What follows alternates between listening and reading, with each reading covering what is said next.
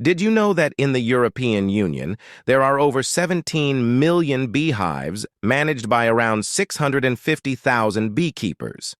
Despite the EU's population, around 97% of these beekeepers are small-scale, managing fewer than 150 hives.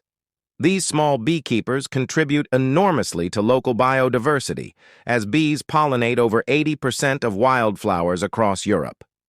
This unique ecosystem service, provided by bees, supports both agriculture and wild plant populations, making local beekeepers essential to Europe's environmental health.